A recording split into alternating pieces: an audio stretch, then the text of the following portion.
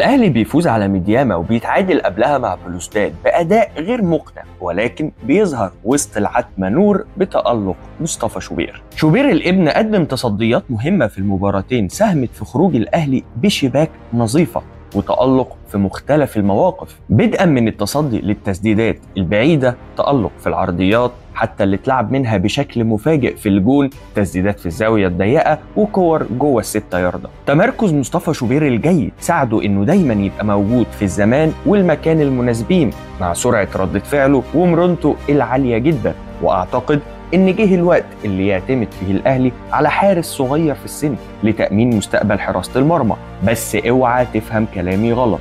شوبير زي أي حارس هيبقى ليه أخطاء، ولكن مع الدعم ليه في الوقت الصعب قبل السهل أكيد هيبقى حارس مرمى كبير زي ما حصل قبل كده مع الشناوي وعصام الحضري. شوبير لحد دلوقتي بيخلي جمهور الأهلي يقول رب ضارة نافعة بعد إصابة محمد الشناوي، وممكن يكون حان الآن موعد نجم حراسة مرمى جديد لمنتخب مصر.